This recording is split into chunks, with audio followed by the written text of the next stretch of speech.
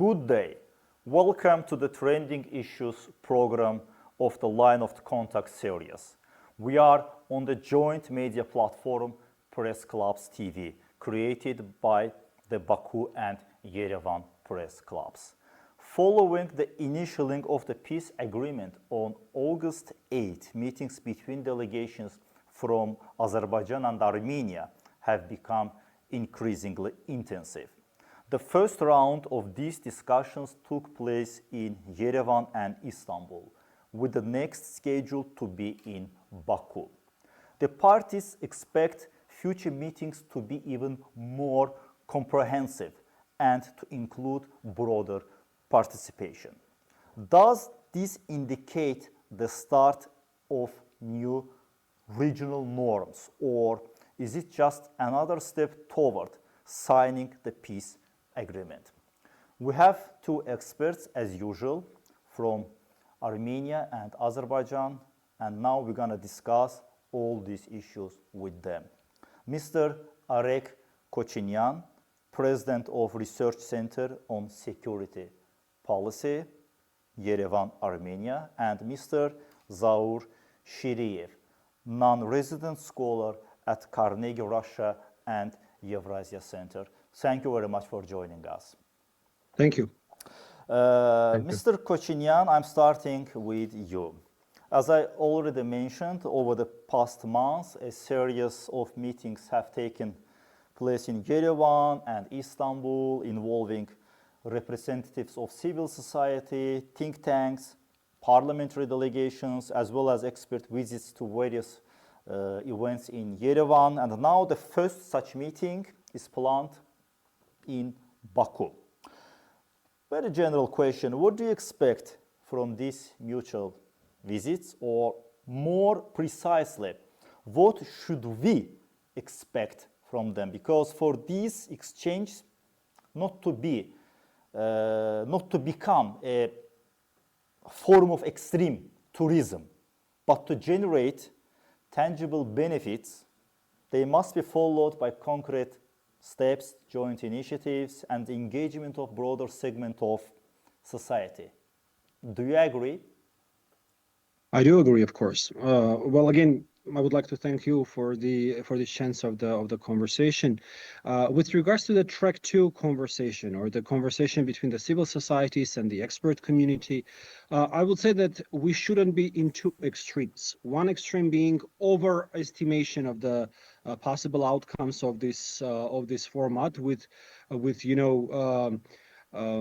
imagination that all the problems can be solved within this format, or I don't know, political problems such as these disagreements on the communications, disagreements on the political, or on the peace treaty, disagreements on the delimitation demarcation, anyhow can be solved, because simply this format, of course, doesn't have a format, doesn't have a mandate to solve this kind of issues. This is a consultation format, I would say. But here, the other extreme is to underestimate the role of the format, the role of the involvement of the civil societies and the expert community, because it is worthy of doing. Why? I would specifically mention three things that can become an outcome from these meetings, from these trips. First, very often it is much easier to discuss new ideas, to discuss something that the person needs a certain level of courage to highlight as a new concept, let's say. It's much easier to discuss this kind of topics amongst the experts, amongst the civil society, compared to the track 1, compared to the official negotiations. Very often the official negotiation line is too cautious, is too conservative to even dare to discuss something new. So that's the very first, let's say, added value that the conversation between the civil societies can bring to the table. Second, when we are talking about the long-lasting peace, when we are talking about the normalization between the countries, it obviously can't be done only from top to bottom. It can't be done only through the negotiations between the governments. Other actors from the society are needed. Civil society, media, intelligentsia, businessmen, etc., etc. The more, the better. The more colors in this rainbow of the conversation, let's say, the better. From certain point, of course, not to create a chaos. But if we're talking about rapprochement between the societies, much bigger involvement than just the government is needed from both sides. That's two. And then the third possible thing is specific projects that civil societies can do together. For example, during the last couple of weeks, we have noticed some level of negative developments, especially in the vocabulary, in the verbal part of the communication between the sides. But to an extent, that was brought to an extreme because of miscommunication, because of disinformation, because of misinterpretation, etc. Yes, there were some negative developments on the verbal part, but they were developed even more negatively amongst the societies against each other. So where I can see a very specific project that the civil societies can do is a fact-checking format, where, for example, Azerbaijani experts would have the opportunity to make announcements and discussions on the Armenian media and vice versa, not to allow at least spread of misinformation about the announcements or any kind of bilateral developments. This is a very specific example of a project that the civil societies can do together. Okay, thank you very much. Mr. Shiriev, I want to ask the same question to you, just shortly. How we can make this initiative sustainable? Thank you. It is good to see Darek here. First of all, I think Arek talked about the two extremes, but also I would like to talk about this another extreme, expectation extreme. So we see the two, at least the two view. One is that saying that actually nothing is going to change, so we don't need this, or we don't like this. So this is not only about this extreme group, it's about everything. So this is a P segment, we don't like it. We would like the comprehensive P segment. So this agreement, we don't like this. So this approach will continue. First of all, in order to be sustainable, to make this sustainable, so this process is dependent to three factors. First of all, political rhetoric, media environment, and the third, the state-to-state relationship. So now, Azerbaijan and Armenian state-to-state relationship, advancement of this relationship actually makes this kind of people-to-people contact to happen. And related to this, so I remember, let's say 10 years ago, when there was similar contact, but people were hopeless. And people said, okay, nothing is going to work, because that time actually the two-state relationship wasn't stuck. Nothing is improving, and no prospect of the peace between the two countries. Now we have a different realities on the ground, different relationships. So that's why it could make this the process sustainable. The second thing is that we should be, media environment. I think I would love to see more that actually the journalists involving to this process, also to changing the language of this environment, because the first, I think, there will be several stages. First is anger,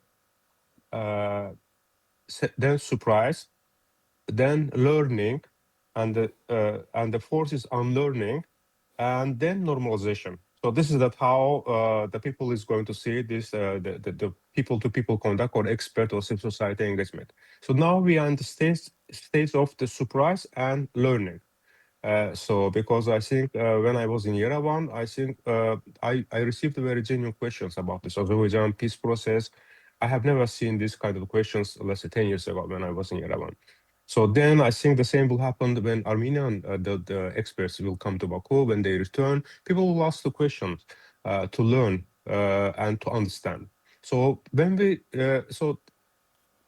it's a long journey, and I think this understanding could make this sustainable. So if you put an extreme expectation, so this is not going to work. So.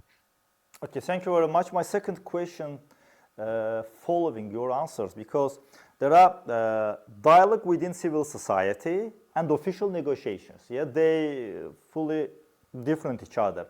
What do you think?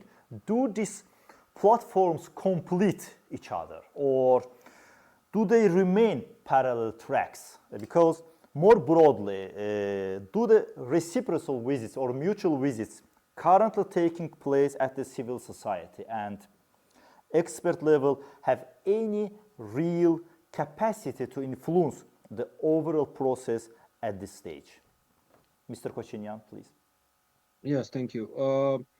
First of all, I would like to mention that I completely agree with my colleague, with Zaur, that we should manage the expectations. And definitely I can see very often either very nihilistic expectations or very optimistic expectations. As often happens, the middle ground is the best one. We shouldn't be neither nihilist nor overly optimist about the processes. And coming to your question, I would say that we already have seen how the track 2 or track 1.5, you name it, influenced the track 1 negotiations between Armenia and Azerbaijan.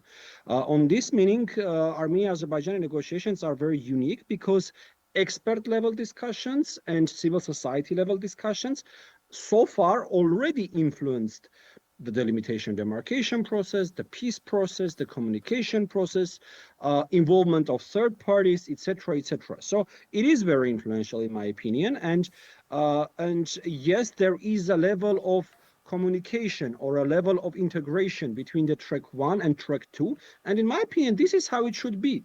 Definitely the track 2 should be independent, as the civil society should be independent. But no one says that there can be no cooperation, and there should be no cooperation between the track 2 and track 1, because by the end of the day, we all do the same thing. We all achieve, the aim for all of us is the same, peace. So definitely there should be some consultations, some cooperation, and some level of integration between these processes. Okay, Mr. Shiriyev, what do you think? You already mentioned media, added to mention media. What about this process of influencing each other? If you asked me this question a year ago, probably I would answer differently. And now I think my answer will be different, because I think the reason is that we have right now transparency. In terms of that, so what was on the stake between the Azerbaijan and Armenia negotiation of the peace agreement.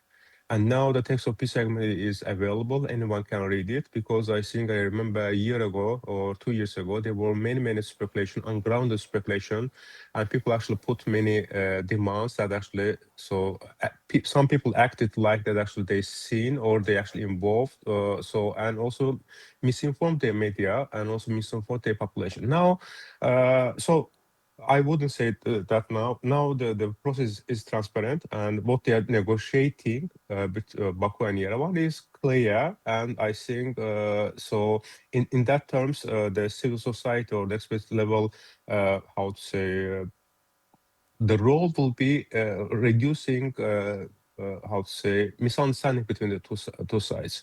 I think it was said many times that sometimes two sides are speaking the same language or using the same sentence, but understanding the different things. It was the case between Azerbaijan and Armenia, not only the level of the state, but also level of the expert. But now I think this process is helping to reduce this kind of miscommunication. So what will be the role of the civil society or expert level discussion? They can actually inform their own side. So what is harming other side? What is not good? What will be need? Other side might be what Arek said, that sometimes actually the two sides doesn't want to express their own, let's say, what they want to see other side, because it was seen somehow the weaknesses. So might be this kind of communication can be done by the experts or the civil society. So that's why this overall will help, how to say it, also improving of the state-to-state level, I will say, the relationship.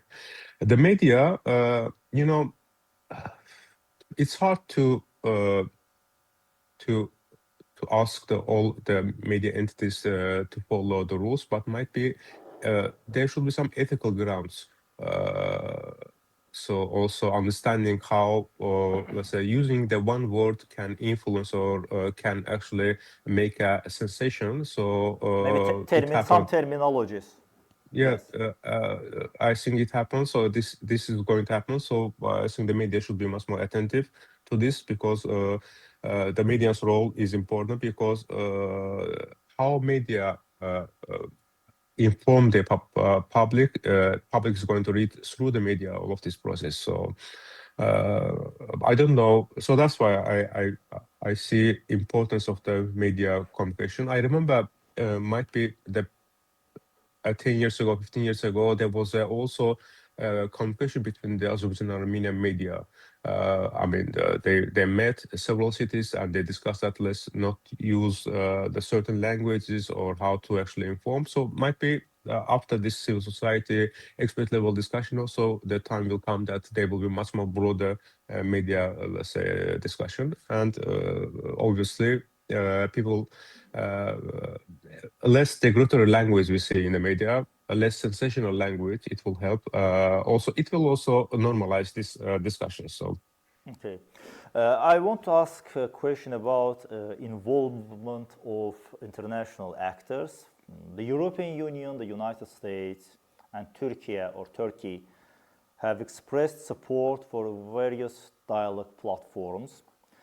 In this context, could a form of international mediation or participation be effective in institutionalizing these reciprocal visits, or will the preference remain strictly for a bilateral format, leaving no meaningful role for any third party? What do you think?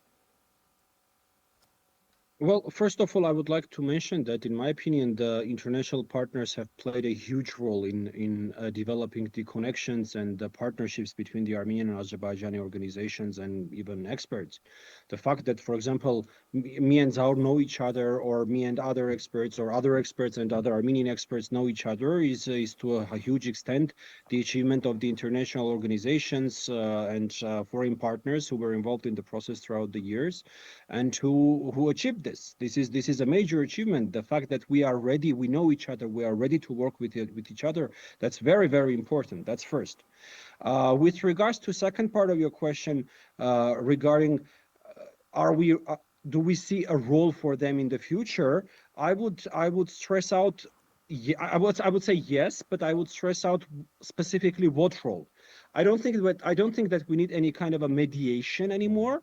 But we do need a participation. We do need project-wise participation. We do need project support.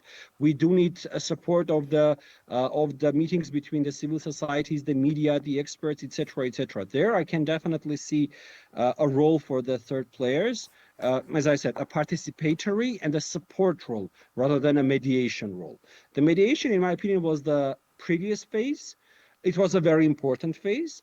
But that phase is already over because we are ready and capable to work together without a third-party mediation. Mr. Shiriye, what do you think? Should Azerbaijan and Armenia invite third parties to this initiative, being part of this initiative? As Arek said, I think already starting with the biggest donor of this the tractor process was and still is the European Union. And I think they acted. No one invited them, so I think it wasn't a request by Azerbaijan and Armenia them to actually support this the process. So they actually prioritized this the process years ago. So I think they will have a huge interest of continuing or supporting this process. But what will change the design. So all of this, the programming of the design of the programs. Because the design made the most of the programs designed based on the realities of the past. So it is might be it's adapted a little bit, but now I think when they see that this type of the context is happening, probably they will come to the Azerbaijan Armenia also, or to ask the experts what kind of support they can make. So in this case, I agree that actually we are not talking about the mediation. We are talking about this. Mostly about, let's say, donor support, not only financial, but also might be in the media sector. So, for example, they can organize the trips and they can show how to actually to use media effectively in order to support this process. This has been done before. I think there was also a report about how to let's say how Azerbaijan and Armenia can use let's say better language in the media environment. So I will say so. They don't need an invitation, so they will be there. Might be they will see that this process is entering a new stage, like the two sides are visiting each other's capital. So and they will adapt to this change. By the way, I want to share one information. Years ago, Baku and Yerevan press clubs worked together and they created code of ethics and vocabulary, what kind of terminology, what kind of words to use. Now this process is update, and I hope maybe in the next year it will be present for Armenian and Azerbaijani journalists as well. And now let's talk about the perspective of this initiative.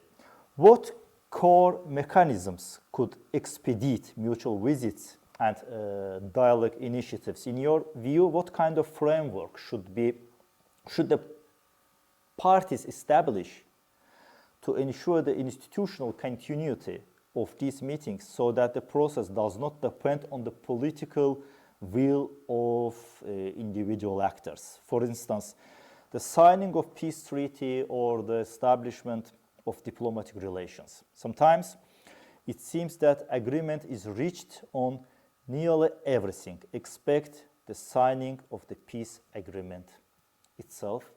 Mr. Kochinyan, please. Yes. Well, first of all, I must mention that for the foreseeable future, everything will be dependent still on the political will of specific individuals. Because we're still far, far away from the level of the institutionalized normalization and cooperation between the sides for us to talk about something beyond the political will of the specific individuals. So for a foreseeable future, this is not our reality, I would say. But at the same time, there are very specific and very tangible steps that can bring us closer to the peace, to the extended peace, to the situation when cooperation between the sides is not something phenomenal, but something normal. Those are definitely continuation of the delimitation, demarcation process between the countries. I see this as one of the most important processes between the sides, for it to be 100% specific. What is Azerbaijan, what is Armenia, and what is Armenia-Azerbaijan border? To a level, I think that at least at the beginning, our peace should be a border-based peace, where there is a border. To the east of this border, there is Azerbaijan. To the west of this border, there is Armenia. This is, in my opinion, a very, very important element. Second, of course, is the peace agreement itself. The peace agreement is pre-signed, it's initialized, it's already published.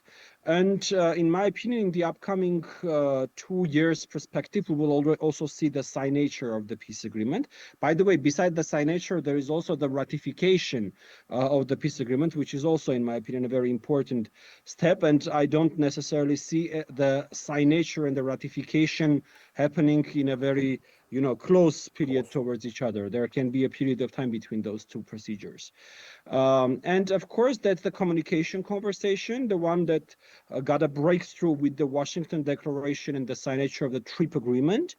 So the further continuation of the conversation, first of all, between Armenia and the United States on the technical aspects of this connectivity, and then involvement, of course, of Azerbaijan and the larger conversation about the opening of the connectivity between the sides, not only Armenia, Azerbaijan, but also Armenia, Turkey, Azerbaijan, the trilateral opening of the connectivity. So those three processes are the main locomotives, if you will, of the peace process. They should continue. We should have achievements in the foreseeable future in those, and they will bring us to a situation when a much more institutionalized and a much more sustainable peace can be achieved. Okay. Shiriya, please. I mean, I agree that actually the signing and ratification of the peace agreement is important because it's going to upgrade the level of relationship between Azerbaijan and Armenia, and I will say this is also somehow normalize also kind of the communication between the state level relationship. So it's not going to be pre-approved. It's always much more, let's say, the better communication. However, I think I'm and I agree that it's much more dependent on the political will. So also dependent on the Azerbaijan-Armenian relationship. So let's be realistic. So if there will be any, hopefully not, the problems between Azerbaijan and Armenia, the major problems is so obviously we will not see the continuation of this kind of contacts. So so that's why the both sides, the state and also the civil society or the expert level communication is interested about this stability on this process. So so therefore there should be some synchronization. How to institutionalize this process? First of all, there were different ideas. Also, there was a different ideas integrated some peace agreements, like let's say state creates the working groups and involves the civil society experts. So in Azerbaijan Armenian peace agreement, we don't see this kind of the clause, but it doesn't mean that there shouldn't be one. There might be when Azerbaijan and Armenia sign a peace agreement, then they can decide that about involvement of this working groups or creating working groups and involvement of the experts or civil society to some kind of the work to Azerbaijan Armenian normalization process. This is possible, but what will be important if this is going to be track, I don't know whether this is going to be how to say the way to go, whether it's the right way to go, because then there will be a question about inclusivity. So how much you can involve. So might be in order to make this the groups inclusive, being continuation, this type of the communication is important, and it's going to be institutionalized in a way. So.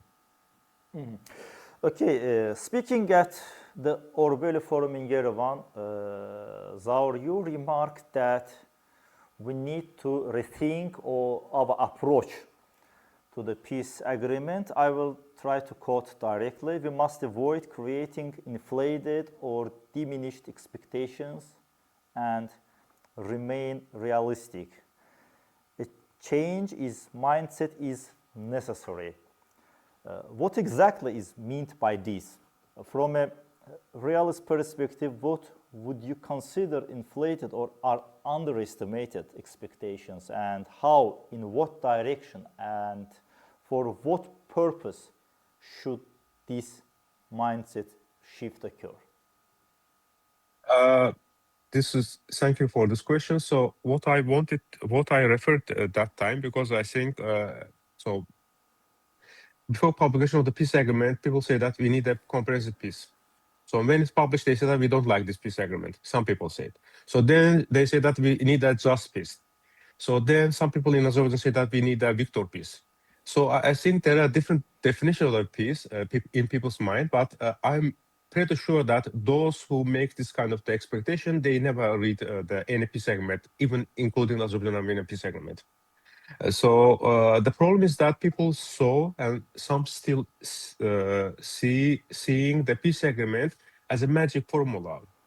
It might be also how to say mistakes or a lack of the work from our own side, the expert level. We couldn't actually explain better that the peace agreement is the first stage. It's not the end of the road.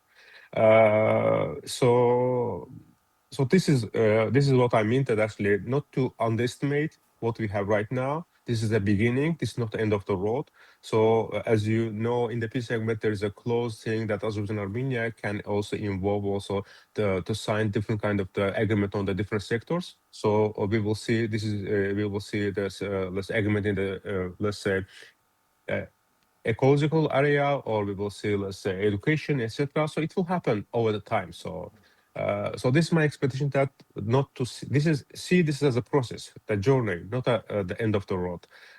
So also we need to think about, let's say, when we sign the peace agreement and when ratification happens. So what's next? So might be when you ask the question about this, what's the role of the expert community? Also, might be they can also help the states to actually better prepare a roadmap for future. for long term and short term. So. Okay, Mr. Kochinyan, what do you think? Do you share Zaur's position, or what's the next? I mean, it is very hard not to share Zaur's position very often. So I would definitely agree that the signing of the peace agreement is not the end of the journey. To an extent, it is the beginning of the journey. And this is a very important mindset that people should have in their mind, because the day we will sign the peace agreement will be also the day when many forces in both societies will try to either sabotage it or delay it, delay the implementation of it, etc., etc. So I would say to an extent, the real job, the real mission will start after the signature of the peace agreement. The long-lasting, extended peace, the construction of the long-lasting and extended peace will start only after the signing of the peace agreement. So I think we should keep in our mindset that it's just the beginning, not the end of the peace process, the signing of the peace agreement. And one more heading I would like to mention, Zaur also mentioned this, he said that many people don't call this peace a just peace. Same in Armenia, many people don't call this peace a just peace. But you know, I'm also a historian with my education. Very often, I would even say almost always, the peace and the justice are two quite different concepts. It's a very strong miscalculation or misinterpretation that peace is always just. Vice versa, peace is almost never just. It's just at some point societies have to choose, are they ready to continue fight for their understanding of justice? Because I guarantee you, this is something Armenia and Azerbaijan are hundreds of miles away from each other. Our understanding of justice and the understanding of justice in Azerbaijan. This is quite different understanding of justice. Or we're ready to turn the page and start building the peace. Yes, for many people, unjust peace. To a certain level, unjust peace. But peace. Thank you very much, dear colleagues. My questions are over. If you have any additional remarks, I will welcome it. No? Thank you, Semur. Okay, I don't have anything. Okay. Thank you. Same here. Thank you very much, our experts, Arek Kochinyan, President of Research Center on Security Policy, and Zaur Sheriev, non-resident scholar, and Carnegie Russia and Eurasia Center. Thank you very much for joining. Thank you.